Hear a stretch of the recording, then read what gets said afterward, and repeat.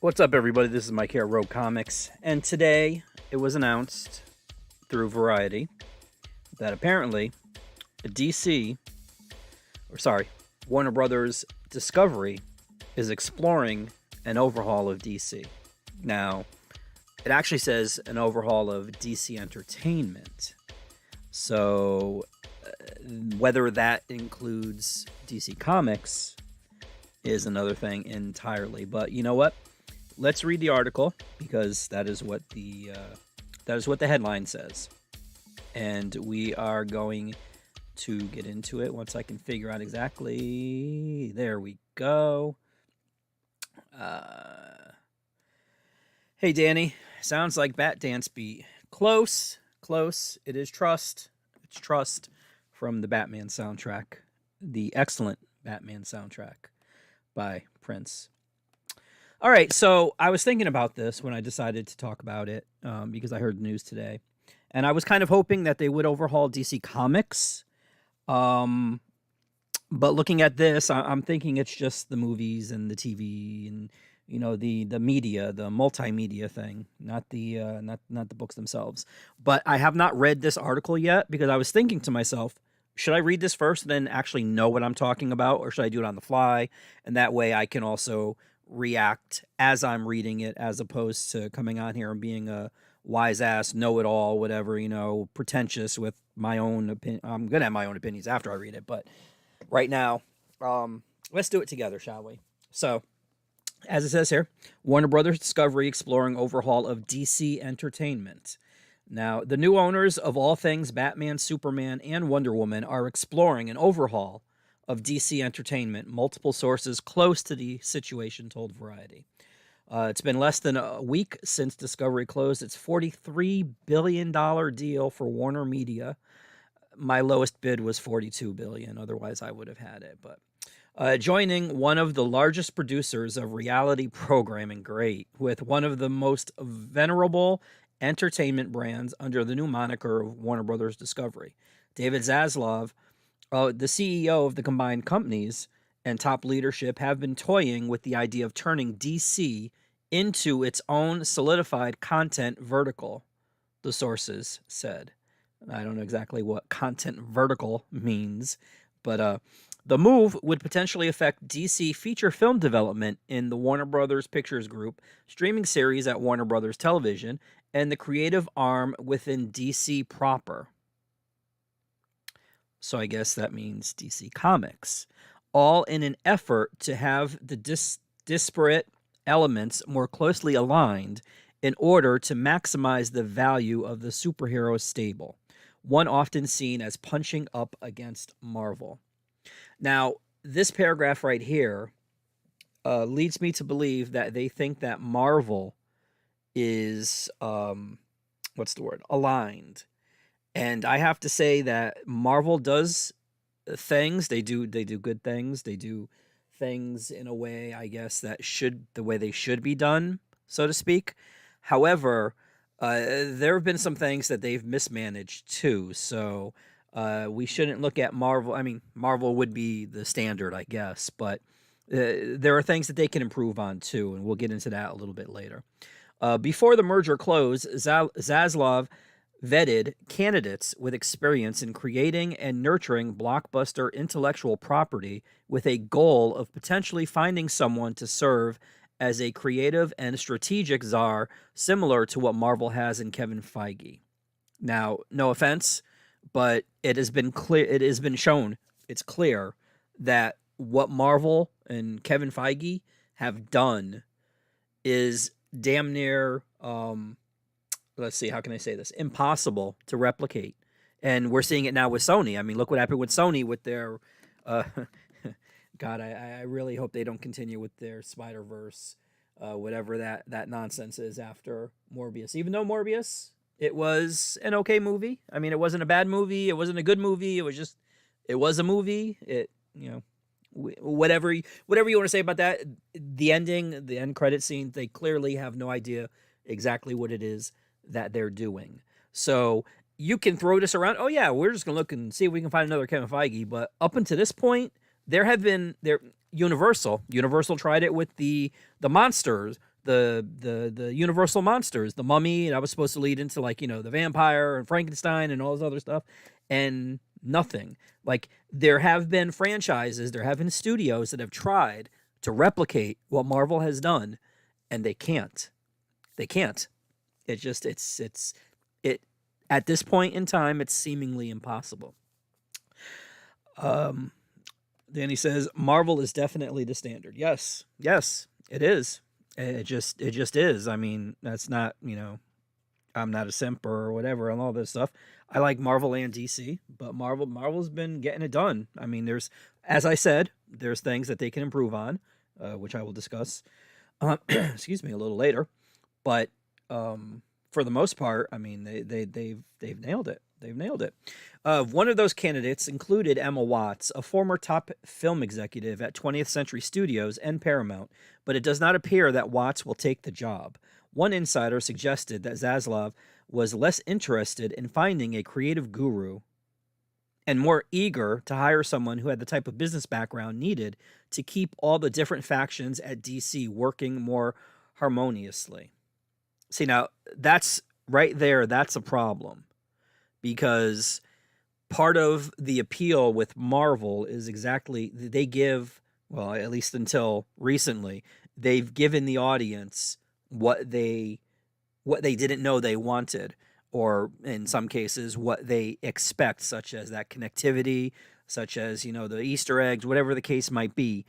And whether it's Kevin Feige, whether it's people that were working for him, because at the beginning of Marvel's history, they did have their little writers group thing that Bendis was a part of. During I think they disbanded them right after Kevin Feige took like full control, and they just dismissed everybody that was on that little writing group thing. And then the films. Now, whether they were responsible for the initial, the foundation, that's up for debate, discussion, whatever. But I do think that the person that's taking over needs to be creative. It's not just a point.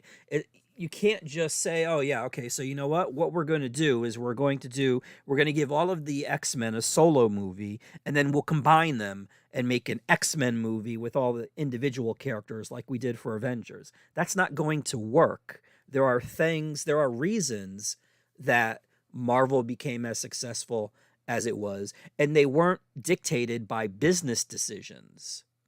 Okay? It wasn't like, hey, you know what? We're going to make movies of Captain America, Thor, and Iron Man, and then we're going to combine it in the Avengers. I mean, those first three movies didn't really break the bank. It wasn't until Avengers was the first billion-dollar movie. And that's because they actually took the time to invest in the characters, to develop the characters that not everybody might have known. I mean, regardless of whatever. Yes, thank you, YouTube. I do realize I'm streaming on my channel. Regardless of what you might think now, Iron Man was never an A-list character, okay? And actually, I mean, honestly, in my opinion, he's still not. And when you have him on the screen, though, and when you have Robert Downey Jr. saying the lines, the words are coming out of his mouth, then Robert Downey Jr. elevates him to an A-list character. But beyond that, I mean, it's just, let's see. Danny said, recent interview on the Jimmy Fallon show, Ethan Hawke was asked how it was to be a part of the MCU. His response was that they had the best sets, extras, equipment that anyone could ask for. Oh, see? However, I still think that they need, well, again, that's Marvel. We'll continue with this. Hold on. Insiders say that Zaslav believes that the success of the merger, one that has left the company highly leveraged, will rest in no small part on unlocking the full potential of the DC Comics universe of characters, because they do have a lot of characters that they are not utilizing. Why are they not utilizing them? Because every book that comes out on a weekly basis, like this week, I don't think it was as bad, maybe, off the top of my head. But last week, I think out of the 11 or 12 titles that I got from DC, I think like 6 or 7 of them were Bat or Bat related. And it's like, that's the reason. They have all these other characters, but they don't use them because Batman, they've tried to cultivate It's like an industry of Batman, and it's like don't do that. Don't do that. You have a whole bunch of other characters. Discovery insiders believe that although DC has achieved cinematic success with recent films such as Aquaman and The Batman, it lacks a coherent creative and brand strategy. That is true. Discovery believes that several top shelf characters, such as Superman, have been left to languish and need to be revitalized. That is also true. Like again, what I just said, everything is bat and bat related, and it gets to be ridiculous after a while. I mean, it gets to the point where you like, I don't want to do this anymore. Like, come out with something else, come out with something different.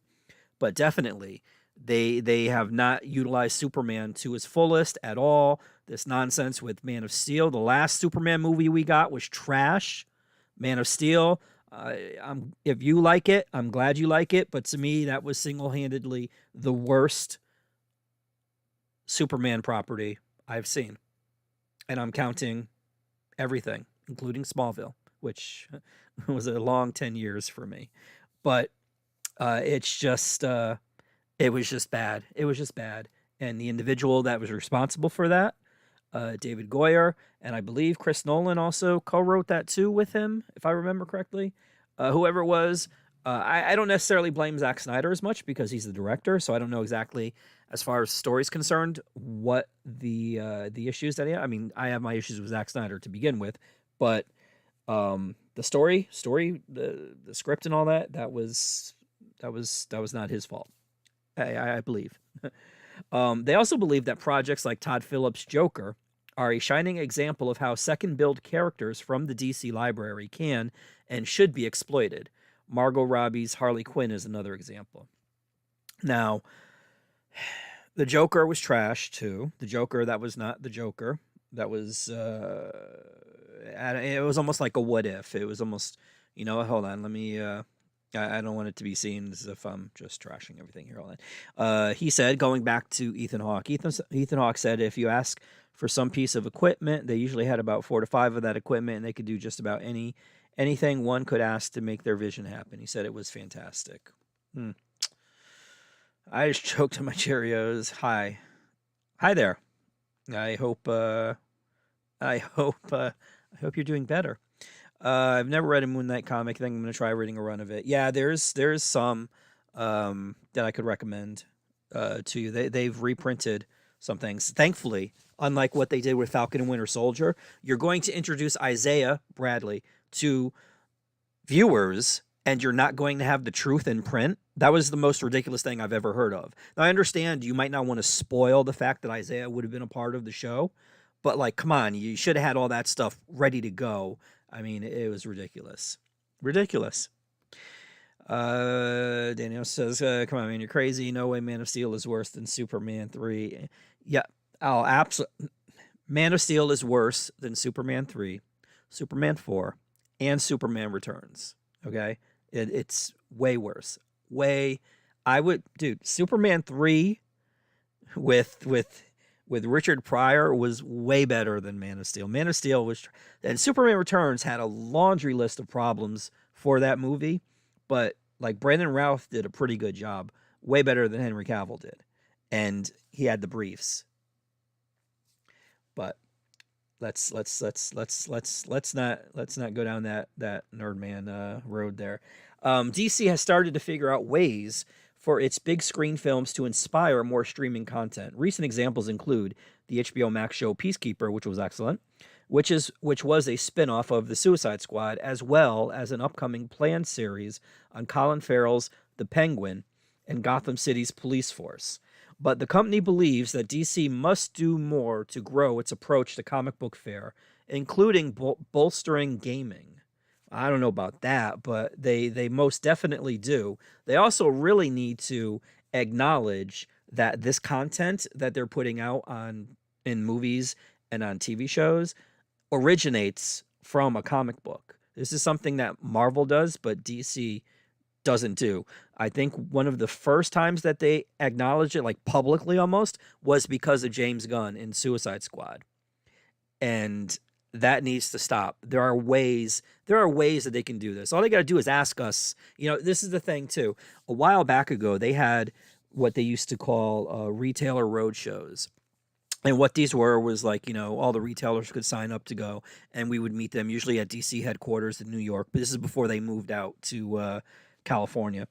But we used to go there, and then Dan DiDio was usually the guy that was giving the PowerPoint presentation, all that, showing us everything that was coming out and stuff like that. And one of the times that we were there, he said that he considered retailers to be the front line. We were the soldiers on the front line, and because we were there doing the grunt work and stuff like that, and also, basically promoting all of this stuff. And since then, since he said that, I said, it's funny that he says that because yes, we are the soldiers that do the grunt work because we get treated just like the veterans do in the United States of America, as in they get treated like shit. And that's exactly what happens. All they would have to do is utilize us, okay? Or give us the tools to do this. I mean, they could be so much better. But what they do need to do is they need to get better comic book writers. They need to get better artists. They need to have more cohesive storylines, better events. They have to more coordinate. They need coordination. And again, it's not like Marvel has complete and total coordination because they don't. But DC's coordination is like really lacking. But let's continue, shall we? Under Walter Hamada, who took over DC Films from John Berg and Jeff Johns in 2018, the unit has achieved more consistency in terms of both the critical and commercial reception to the company's movies. He is under contract until the end of 2023 and could play an important role in whatever Zaslav has planned. Zaslav has pledged to find $3 billion in synergies in the newly merged company, a signal of how important cost-cutting will be to Warner's new owners. Mining DC's library of characters could help control spending, as Warner Brothers Discovery owns the underlying intellectual property, insiders say. Upcoming DC film projects include a sequel to Zachary Levi's Shazam, a sequel to Jason Momoa's Aquaman, the long-awaited franchise started Black Adam with Dwayne Johnson, and a third installment of Gal Gadot's Wonder Woman. And that is about it as far as they're concerned. Now, for me, I think it all has to do with the creatives.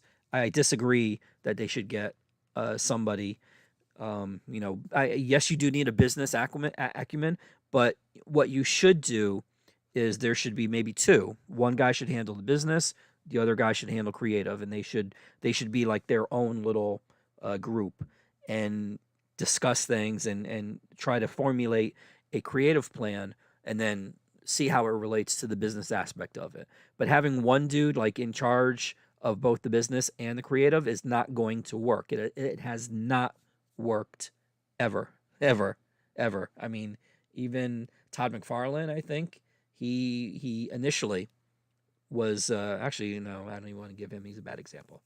But I that's what I think. I think that they need to have more creative people. They need to have better events, better writers. They need to stop with this. They need to stop with some of the hirings that they've done based on ridiculous metrics. You need good writers. Good writers. It doesn't matter their skin color, their sexual orientation, their gender. They need to be able to write good stories, good compelling stories that are going to get people to come back into my store after buying that first issue. Okay? They canceled Tiny Titans. Tiny Titans won Eisner Awards. Tiny Titans was a really good book that could have built the next generation of comic book readers. They canceled that. I don't know for what reason, but they did. That's ridiculous. They need books like that. They need books to get the young kids in here to cultivate future readers. Otherwise, all of these kids are going to just be connected to devices and they're not going to care about comics. You got movies. You got movies out there. Now, let's keep it DC. Wonder Woman made what, $800 million? Aquaman made $1 billion. Like, you have these awesome characters. Utilize that connection to them. You have, and this is funny too, going to Marvel. there was a head of Marvel at the time, Marvel Comics, who thought that by putting out a Fantastic Four comic book, that was promotion for the Fox Fantastic Four movie that had come out at the time. And that was the one with Michael B. Jordan as Johnny Storm. And that is one of the most ridiculous things I've ever heard in my entire life. So what they did, because he felt that this was the business move to make, he canceled the Fantastic Four comic book and it went away. There was an event in 2016 called Secret Wars, which was written by Jonathan Hickman. It kind of used elements from the first Secret Wars, which came out in the 80s, with the Beyonders and all that, but it was a little, basically the event only existed for them, for Marvel, to get rid of the Fantastic Four and to bring Miles Morales into the proper 616 universe, because they were also getting rid of the Ultimate Universe, which in of itself was Marvel's example of being lazy at its finest, because instead of utilizing, and they had some good writers then, instead of utilizing good writers to continue writing the characters, they're like, oh, you know what? We don't want to be bogged down with continuity. We don't want to be bogged down with, the history, the legacy, whatever. So what we're going to do is we're going to create an all new universe where we can do whatever we want. And it was garbage. It was all garbage. They might have used the Ultimates as the template for the Avengers. But again, Joss Whedon was the one that did the Avengers. And how can I say this? He's good. Whatever you might think of him, however of an asshole he might be to people, to the cast of Buffy, to whatever happened on Justice League and all that stuff, it's like I know there's always conversations about separating the artist from the art and stuff like that, but you can't watch Avengers and not think that it's good. He's good at that. He might be bad at being a human being, but when it comes to being creative, that's something he excels at. So that's what they need to do. They need to get people like that. Now, one of the other sites that I frequent as a comic book retailer, store owner, whatever, is a site called Bleeding Cool. One of my customers routinely insults me for doing that. But see, there's Newsarama, there's CBR, there's all these other sites and stuff like that. And to me, there might be some exceptions now and again, but to me, all they seemingly do is regurgitate press releases, and I don't want that. Bleeding Cool is essentially the TMZ of the comic book industry, okay? Now, sometimes, the rumors or whatever, they're completely false, and they're just throwing shit against the wall to see what sticks, and if it sticks, hey, this is what I predicted, like I predicted. This is what 99% of YouTube does, okay? Because I saw some YouTubers today talking about how heads were going to roll and stuff like this, and there's only reasoned, like one or two reasoned videos that I saw where they were just like, yeah, you know what, this is what this is going to do. Everybody else is hyperbolic because you know what, they want to get those clicks, but they don't sit there and discuss this rationally, because rational just isn't as sexy as hyperbole. But so I go to Bleeding Cool, and here's what they say there. DC to get a complete overhaul before sell-off. There were groundless rumors ahead of this, but we knew the great eye of Sauron would be turning towards DC Comics soon. Running. I said running in regards to Lord of the Rings, because there was no running in Lord of the Rings. It was all walking.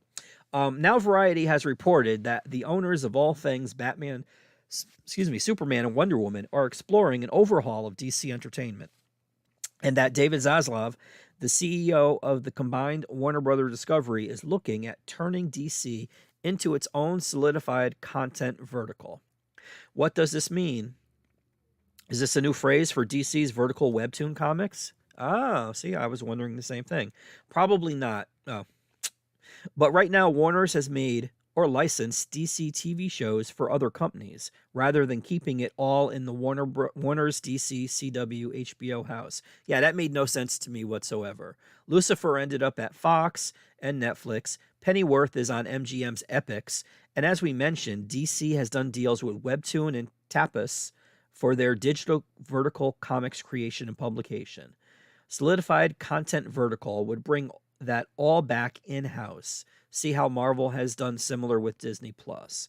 Now, see, I understand that, but also Marvel did similar things too. For instance, with the Runaways and Hellstrom on Hulu, and then we had the Netflix shows. I mean, they were outsourcing their stuff too, and they also outsourced their comics because IDW was putting out Marvel content and also Star Wars content. So it's not like, DC isn't the only one, and it never made any sense to me why DC did that, particularly when they had an app that they could put this stuff on. That would be perfect for, to put their content on if you have an app that would allow you to showcase your content. But I digress.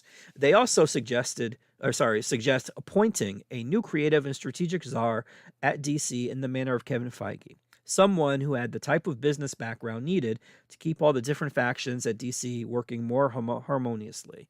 I guess Dan DiDio will have to stick to publishing Frank Miller then. Now, see, I could understand as much as I had issues with Dan, especially that that soldier, veteran frontline comment. But when we went there, like his enthusiasm, it rivaled mine as far as for comics. I mean, you bought into all those crappy books he was trying to tell us about. Like you're like, yeah, you know what? That sounds good. The New 52. Oh my God, it's gonna be awesome. Although to be honest with you, there were retailers. There was a bunch of retailers sitting behind the table I was sitting at, where all they were concerned with was why Superman was wearing jeans, because in Action Comics, Grant Morrison wrote Superman and he was wearing jeans. That was the only thing they were concerned with, was why was Superman wearing jeans? Nothing else. Nothing with the other 51 books that DC had announced. Just why was Superman wearing jeans?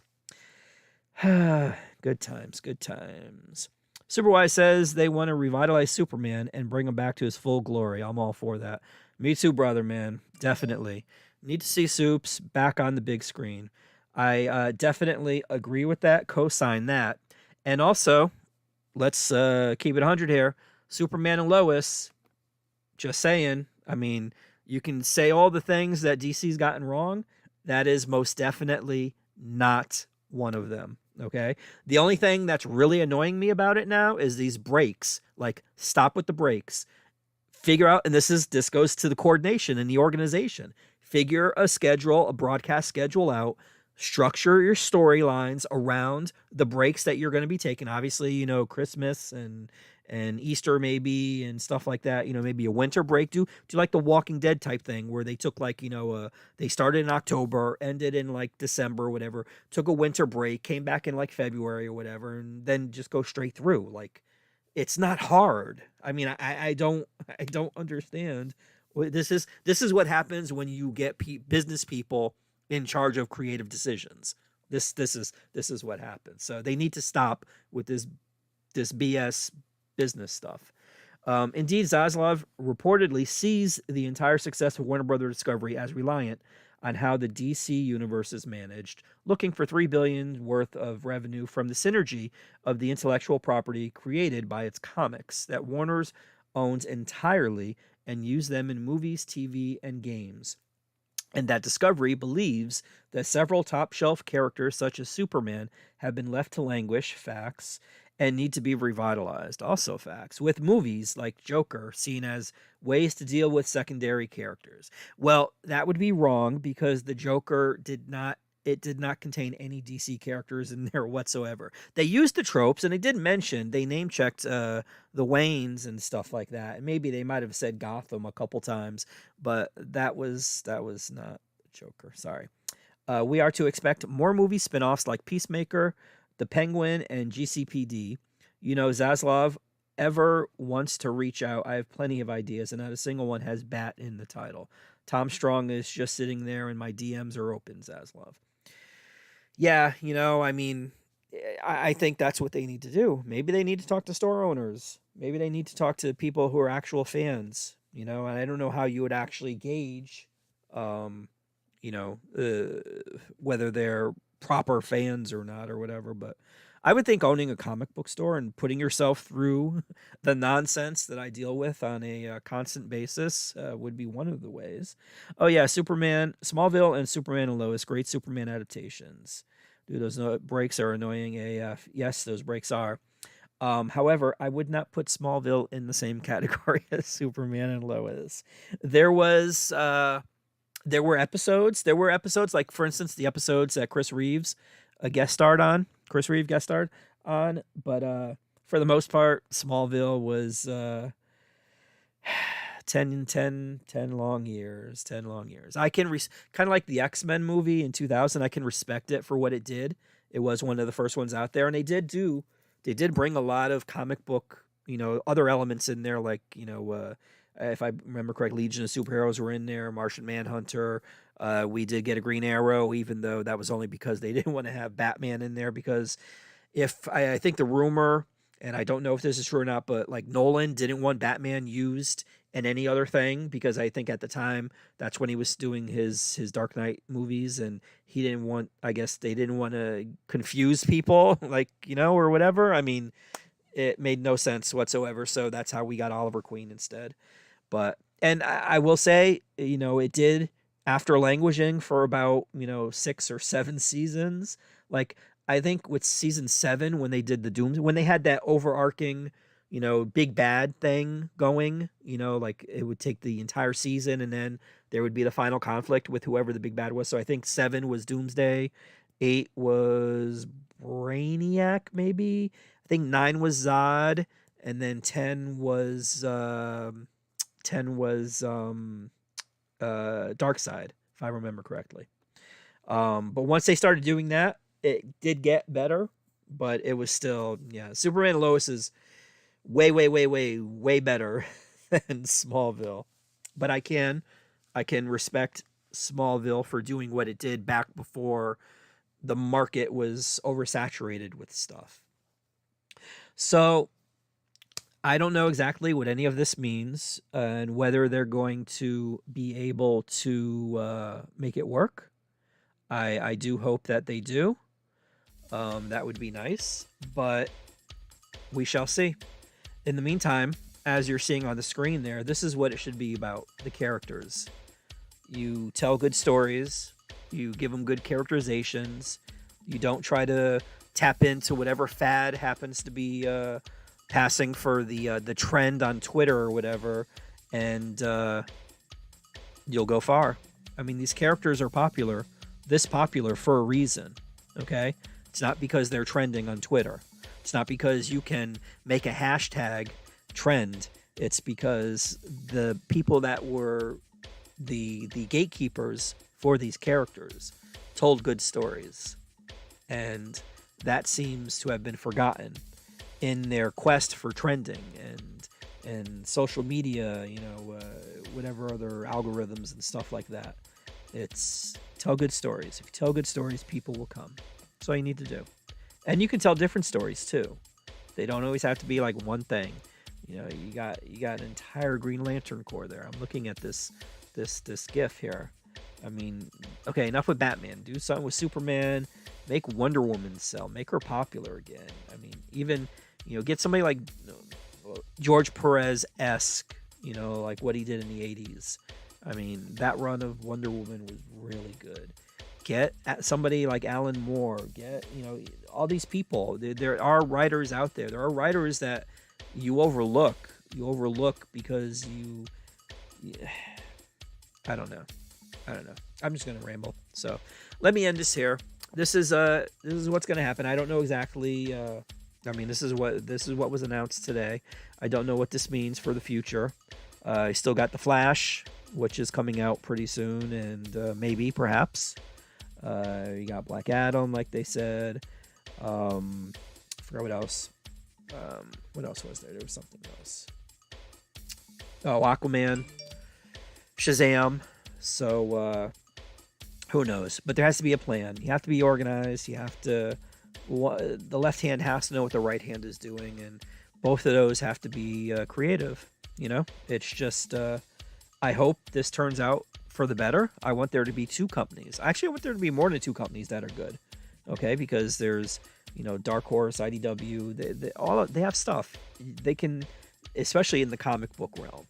I'm speaking mainly about the comic book realm because there's just things they could do. Like IDW used to do, like they would own properties. They would have like Star Trek and the X-Files and the Crow and Popeye, and they would once a year they would do like the crazy. They would cross all of these properties over. Like I think the very last one they did, because the first one, if I remember correctly, had I want to say it was Cthulhu. It was either Cthulhu or it was zombies, and Star Trek was in there. Transformers, even though I don't know what good having the Transformers in a zombie story would do, because you can't. But then I guess if I remember correctly, they were getting infected through like the technology or something. It was really weird, but that's what I want. Weird. Like, I know there's people giving DC crap now because they're doing a Jurassic League, which is basically the Justice League as dinosaurs. It's like, these are comic books. They're meant to be enjoyed, and you're supposed to see ridiculous crap, man. This is what happened when they did Dark Knight Returns and Watchmen. It made everything's got to be grim and gritty, and that led into the 90s. And the 90s almost single-handedly destroyed the entire comic book industry, because all they kept doing was mass producing books. Everything was grim, gritty, pouchy. It had shoulder pads and big ass guns and chick with big boobs, which isn't necessarily a detriment, but I mean, if you're into that sort of thing, hey. But like stuff like that, like, you know, it almost killed the comic book industry. So you gotta appeal to people, not just one little niche, not just like, you know, if this is the thing that really annoys me, especially on YouTube, definitely on Twitter. If something is not for you, or you watch something, the first episode of something, or you see a trailer or something, and it does, you know, okay, yeah, I'm not interested in it, that's fine. Maybe they'll come around and they'll do something that will appeal to you. Or, you know what, you can say, hey, you know what, it doesn't look like it's going to be for me, but I'll give it a shot. And then when you do, and it's not for you, at least you'll go in with that knowledge, but you don't have to sit there and trash everything about it, because chances are it's going to be for somebody else. It's going to appeal to somebody else, because it's okay if not everything is to your liking, because variety is the spice of life. And what you might like, I might not like. I just said Man of Steel is one of the worst Superman movies I've ever seen, and I stand by that. But I know there are people out there that like it, and more power to you. You like it, I'm glad you do. Me? I don't. And that's okay. That's okay. I have Superman 78. I have Superman 2. I have all of that. Superman and Lois. I'm good. And the fact that Man of Steel exists, while I can say, hey, you know what? Yeah, it shouldn't or whatever, but it doesn't affect any of those that I have. And it won't, like, you know, it won't stop me from enjoying Superman. Just be like, yeah, you know what? That was a terrible Superman movie. Let's hope the next one is better. That's all you have to do. But that's it. I'm getting off my soapbox. And I think it's time to eat, because I'm starving. I decided to do this instead of eating, because I was originally going to do it at 9:30, but I didn't get back from the grocery store. Whatever, you don't need to hear that. So thank you for listening. Thank you for watching, if you're watching, whatever it is. I do appreciate it. There will be a new comic book stream coming tomorrow, maybe, or Saturday. We'll see what happens. But thanks. Let's hope, as Superwise says here. Thank you for the compliment. And yeah, I'm hoping. I'm really hoping. I'm hoping they get their act together, man. I truly am. Truly. You know, especially like I said. I mean, I know it was kind of egotistical. Like, you know, how does it affect me and all that, but it does, because, you know, this is my industry. This is what I do. I can't create, so I sell, and I want to have stuff in here that I can sell and that I enjoy too, and also that I can pass on. Because one of the perks of this job is, like, when somebody comes in, like, oh, this is my first time in a comic book store, or they bring their kids in, oh, this is their first time. Like, dude, that's what I want. I want to pass this on to them. I want to make sure that they enjoy this, and whether it inspires them to be, like, you know, an artist or a writer or whatever the case may be, this is what this should do. And when you just make it business, that's not necessarily a good thing. Yes, it's idealistic to say, oh, you know, it should be all about the creativity and all that stuff, but you definitely should have a balance for both the creative stuff and the business side. You definitely, they should be symbiotic. symbiotic. They should basically be yeah, you need both. You can't have one without the other, because if you have the creativity but you have no money to do it, then the creativity is just going to, just wither and die. And if you have the money but no creativity, that's not going to do you any good, because hey, I got money to do something, but nobody's going to want to check it out. And I swear to God, if the Yankees mess this up, I swear to God. So yeah, that's it. I thank you guys for watching, listening, and yeah, we'll see what happens. In the meantime, take care. If you happen to cross this because you wanted to see what was going on with DC and you aren't subscribed, please consider subscribing to this channel, to my channel. I do at least a stream a week, and most of the time it's just showing the books that are coming out. So I don't really spam you with stuff, and 95 to 99% of it isn't hyperbolic, so you don't have to worry about clickbaity stuff. Usually direct and to the point. That's it. Thank you. Have a great week. And if you have a comic book store in your neighborhood, stop by it and check something out. Take care.